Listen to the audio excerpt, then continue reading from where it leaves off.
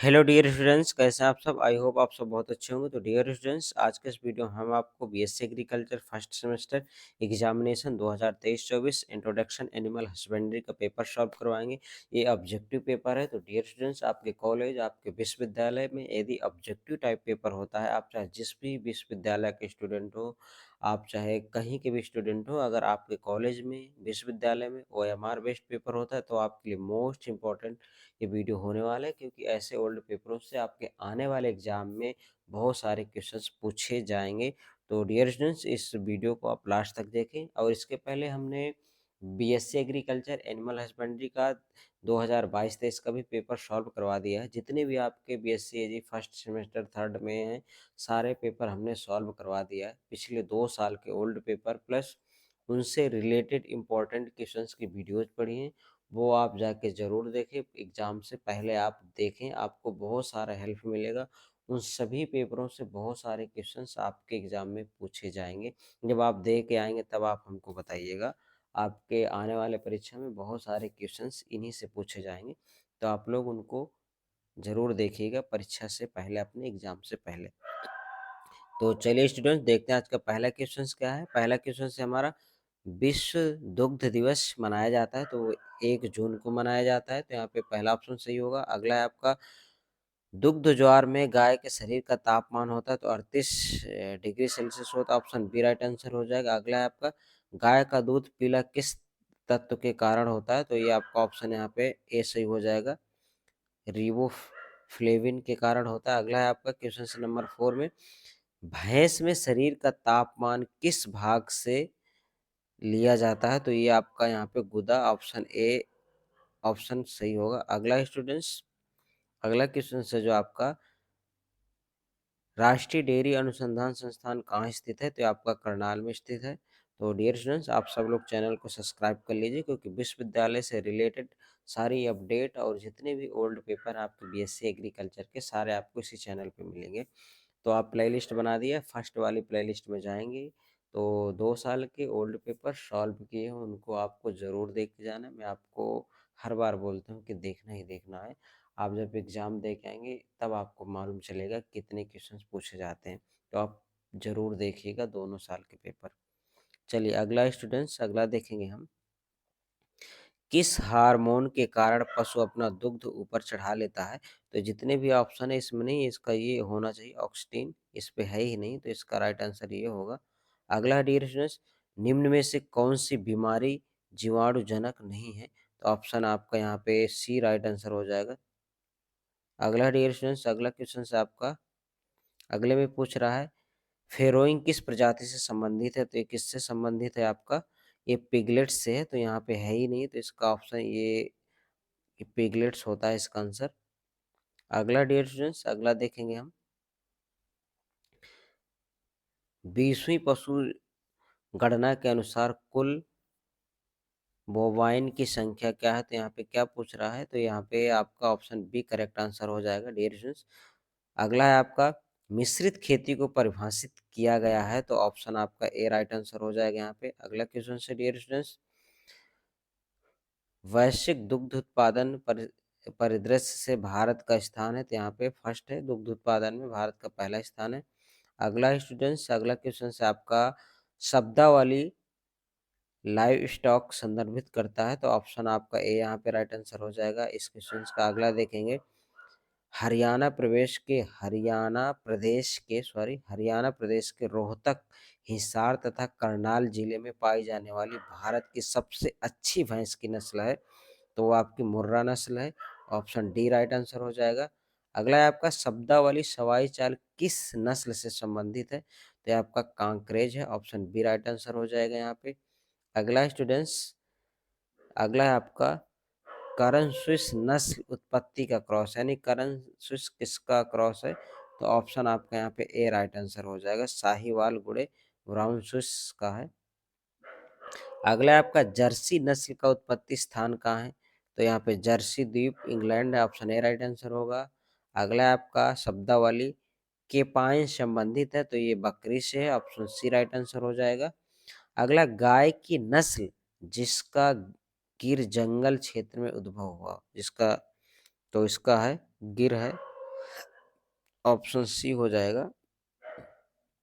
चलिए स्टूडेंट्स, अगला देखेंगे हम, बकरी की कौन सी नस्ल बकरी की जर्सी कही जाती है? तो सनेन है ऑप्शन आपका, ये राइट आंसर हो जाएगा यहाँ पे। ऑप्शन बी करेक्ट आंसर होगा। अगला आप देखेंगे, अगला है डियर स्टूडेंट्स क्वेश्चन नंबर 20, बकरी की कौन सी नस्ल शहर या कम निश्चित स्थान पर रखकर पालने के लिए होती है? तो ये आपकी बर्बरी होती है। ऑप्शन ए राइट आंसर हो जाएगा। अगला है आपका, सबसे अधिक प्रजाति व्यक्ति दूध की उपलब्धता किस राज्य में है? तो ऑप्शन आपका यहाँ पे पंजाब हो जाएगा। अगला है आपका, शब्द लैब संबंधित है, तो ये आपका भेड़ की नवजात से है। ऑप्शन ए यहाँ पे राइट आंसर होगा। अगला है आपका स्टूडेंट्स, हाशियाकार सींगों की नस्ल की विशेषता है, तो कौन सी विशेषता होती है? ऑप्शन बी सुरती भैंस में। तो डियर स्टूडेंट्स, आप हमें कमेंट करके ये बताएंगे कि भैंस का वैज्ञानिक नेम क्या है? ये आप कमेंट करके सभी लोग बताएंगे। अगला है आपका, कौन सी नस्ल सबसे अधिक वसा वाला दूध का उत्पादन करती है? तो सबसे ज़्यादा जो वसा होता है किसमें होता है आपका? भदावरी में होता है। कितने? 13% होता है। और मुर्रा में कितना होता है? 7% होता है। ठीक है। अगला देखेंगे आप, भेड़ की वयस्क मादा को कहा जाता है? तो ईव कहा जाता है। ऑप्शन सी राइट आंसर होगा। अगला आपका देखेंगे, शब्दावली फ्री मार्टिन संदर्भित है, तो ये किससे संदर्भित है आपका? ऑप्शन यहाँ पे ए राइट आंसर हो जाएगा इस क्वेश्चन का।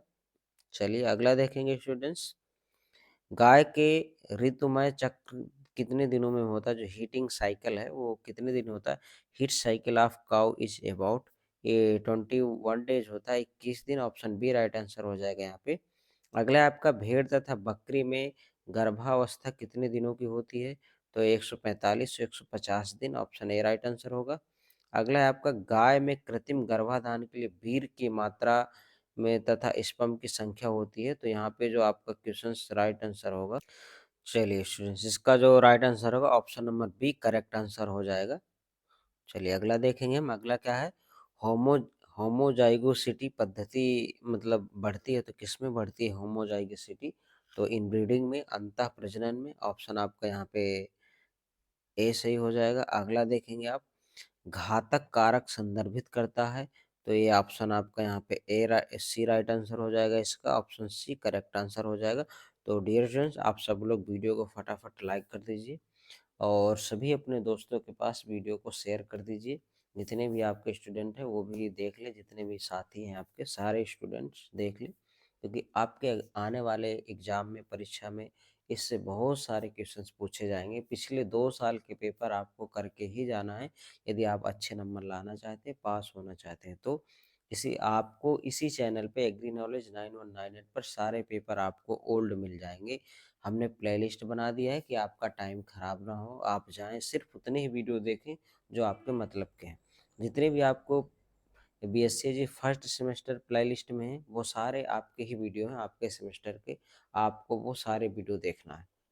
तो चलिए स्टूडेंट्स, अगला देखेंगे हम। अगले में क्या है, क्रॉस ब्रीडिंग और स्पीशीज संकरण में अंतर है, तो इसका जो राइट आंसर होगा आपका, इसका जो राइट आंसर होगा option number A correct answer होगा इस क्वेश्चन का। अगला देखेंगे स्टूडेंट, अगला में क्या पूछ रहा है, बहुकारक से संबंधित है, तो यहाँ पे आपका option number C right answer हो जाएगा, उपरोक्त दोनों ए और बी। अगला देखेंगे स्टूडेंट्स, अगला में क्या पूछ रहा है, क्रमोन्नति का क्या अर्थ है, यानी ग्रेडिंग, ग्रेडिंग का क्या अर्थ है यहाँ पे? तो ग्रेडिंग का पूछ रहा है, ग्रेडिंग का इसमें अर्थ पूछ रहा है, इसका क्या मतलब? तो यहाँ पे ऑप्शन नंबर आपका सी करेक्ट आंसर हो जाएगा इस क्वेश्चन का। ऑप्शन सी राइट आंसर होगा। अगला देखेंगे डियर स्टूडेंट्स, चयन और निष्कासन का अर्थ है, तो चयन और निष्कासन का अर्थ है, इसका जो राइट आंसर होगा आपका तो चलिए स्टूडेंट्स देखेंगे, इसका हमने आपको क्या बताया था आंसर, क्वेश्चन नंबर जो आपका 34 है इसका हमने सी बताया ना, तो डियर स्टूडेंट्स आपका इसका सी सही होगा, है ना, यही बताया था आपको। और जो क्वेश्चन नंबर आपका 35 है, 35 में क्या पूछ रहा है, चयन और निष्कासन का अर्थ है, तो इसका जो राइट आंसर होगा ऑप्शन नंबर आपका ए करेक्ट आंसर हो जाएगा। चलिए अगला देखेंगे, गाय भैंस में जीवाणु जनित बीमारी है, तो गाय इसमें आपका ऑप्शन नंबर यहाँ पे ए करेक्ट आंसर हो जाएगा इस क्वेश्चन का। अगला देखेंगे डियर स्टूडेंट्स, भैंस में एचएस बीमारी का कारक है, तो भैंस में एचएस बीमारी का कारण है, तो ऑप्शन नंबर आपका ए राइट आंसर होगा यहाँ पे। अगला देखेंगे डियर स्टूडेंट 38 में, साइलेज बनाने के लिए उपयुक्त फसलें, तो यहाँ पे आपका मक्का, ज्वार, बाजरा, जई इत्यादि है, इन सभी की साइलेज बनाई जाएगी, option number A right answer होगा यहाँ पे। अगला देखेंगे हम, अगला क्या पूछ रहा है 39 में, 39 में पूछ रहा है उपापचयिक बीमारी है, तो ये किसमें है, मिल्क दुग्ध ज्वार, ऑप्शन यहाँ पे बी राइट आंसर हो जाएगा। अगला स्टूडेंट्स, गद्दी किस पशु की नस्ल है, तो जो गद्दी है किस पशु की नस्ल है आपके यहाँ पे, भेड़ की है, ऑप्शन नंबर क्या हो जाएगा, भेड़। अगला देखेंगे आप, गिल्ट किस स्पीशीज की युवा मादा है, तो पिग यानी सुअर की, ऑप्शन नंबर आपका ए राइट आंसर हो जाएगा। अगला क्वेश्चन से आपका, अगले में पूछ रहा है वायरस बीमारी संदर्भित है, तो किस किस से संबंधित है, आपका ऑप्शन नंबर ए यहाँ पे राइट आंसर होगा इस क्वेश्चन का। अगला है सीएमटी तथा स्ट्रेप कप निरीक्षण बीमारी परीक्षण बीमारी का पता लगाने के लिए किया जाता है, तो इसका जो राइट आंसर है आपका ऑप्शन नंबर सी, थेनैला। अगला आपका सुअर में गर्भावस्था कितने दिनों का होता है, तो इसका जो राइट आंसर होगा आपका, सुअर में क्या पूछ रहा है, गर्भावस्था कितने दिन का होगा, तो 114 डेज का होता है, तो ऑप्शन नंबर इस हिसाब से आपका कौन सा सही हो जाएगा, ऑप्शन ए करेक्ट आंसर होगा आपका। चलिए स्टूडेंट्स अगला देखेंगे, शब्द ड्रोव संदर्भित है, तो इसका ऑप्शन नंबर आपका बी राइट आंसर हो जाएगा। अगला है आपका, अगला क्वेश्चन से शब्द क्वारंटाइन संदर्भित है, तो ऑप्शन नंबर यहाँ पे बी राइट आंसर हो जाएगा इस क्वेश्चन का। अगला है स्टूडेंट्स क्वेश्चन नंबर 47, शब्दावली टपिंग संदर्भित करता है, तो भेड़ में सहवास को, ऑप्शन आपका बी राइट आंसर हो जाएगा यहाँ पे। अगला है आपका, पशुधन में भारतीय अर्थव्यवस्था में प्रतिशत जीडीपी कितना है, तो इसका जो राइट आंसर होगा आपका ऑप्शन नंबर यहाँ पे बी करेक्ट आंसर हो जाएगा इस क्वेश्चन का। चलिए अगला देखेंगे स्टूडेंट हम, भारत में पशुपालन उद्योग से डैश डैश प्रतिशत लोगों को रोजगार मिलता है, यानी जो पशुपालन वगैरह है इससे कितने प्रतिशत आपको रोजगार मिलता है, तो ऑप्शन नंबर यहाँ पे सी राइट आंसर हो जाएगा, 8.8% यहाँ पे इतने मिलता है। अगला स्टूडेंट्स, कुल कृषि आय में पशुधन क्षेत्र से जीडीपी प्राप्त होती है, तो क्वेश्चन नंबर 50 का जो राइट आंसर है वो आपका ऑप्शन नंबर सी होगा, ऑप्शन नंबर सी यहाँ पे राइट आंसर होगा। अगला है, दुग्ध उत्पादन में भारत का कौन सा राज्य प्रथम स्थान पर है, तो उत्तर प्रदेश है आपका।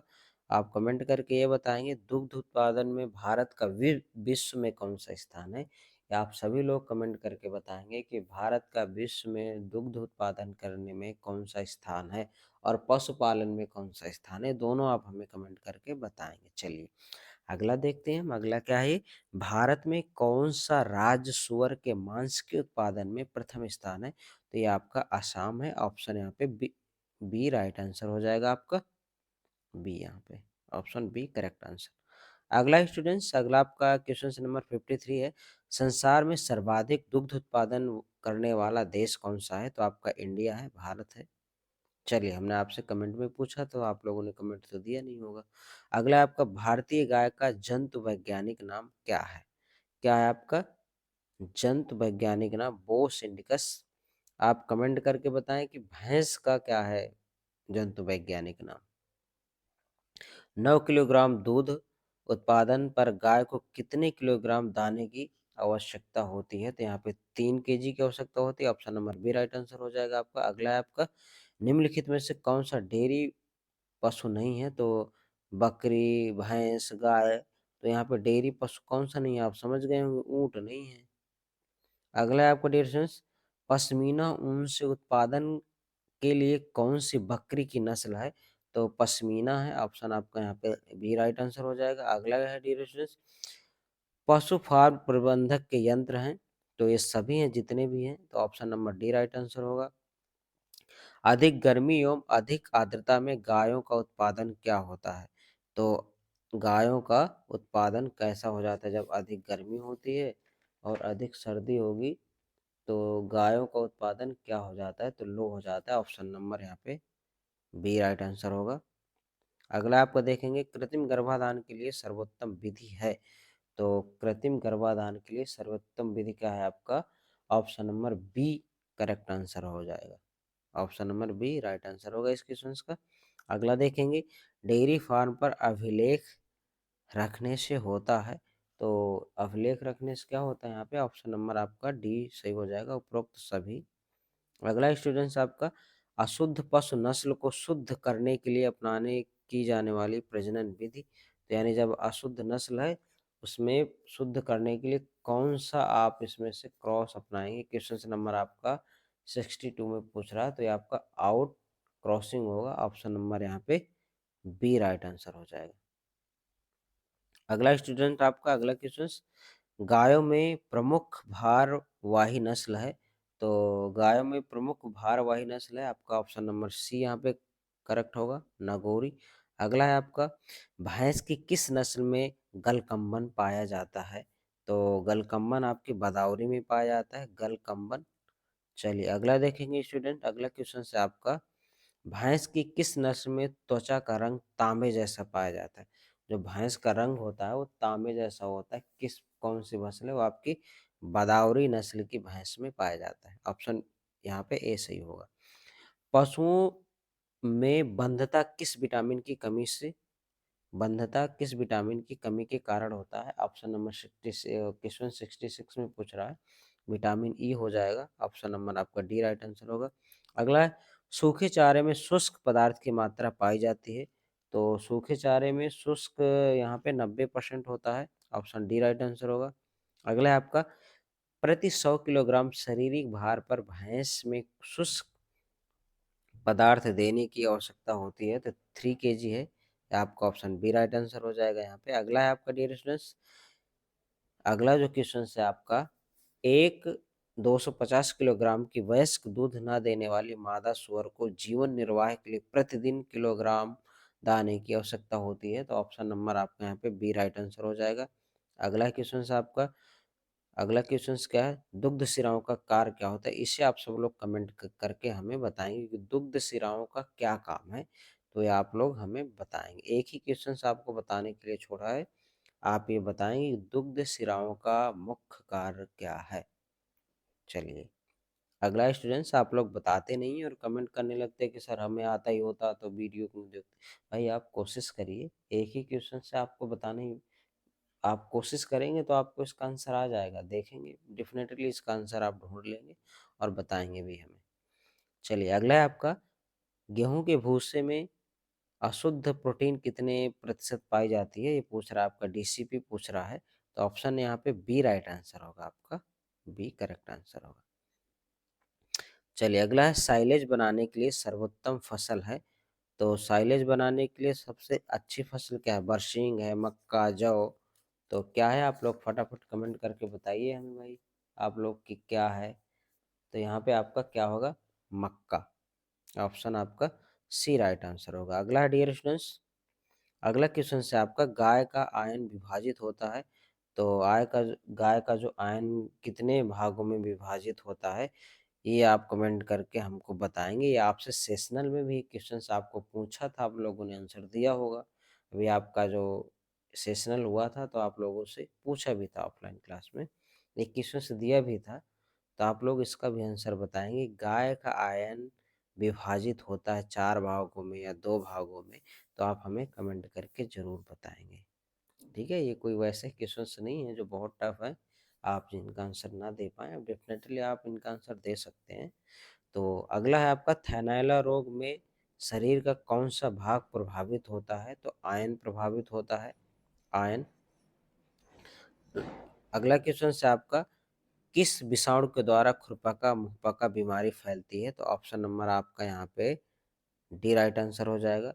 तो डियर फ्रेंड्स, आप सब लोग चैनल को सब्सक्राइब कर लीजिए, वीडियो को लाइक कर दीजिए, और जितने भी आपके 2 साल के पेपर हैं वो बिल्कुल भी आप उनको उनको देख के जाना, डेफिनेटली कोई भी पेपर छोड़ना नहीं है, ताकि आप अच्छे नंबर ला सकें। तो आप सब लोग उन वीडियो को देखिएगा। आपके एग्ज़ाम की डेट शीट आ गई है, परीक्षा की डेट निर्धारित कर दी गई है। अब आप लोग अच्छे से पढ़ना स्टार्ट कर दीजिए। तो डियर स्टूडेंट्स, आज के वीडियो में सिर्फ इतना ही, मिलते हैं अगले वीडियो में। Thanks for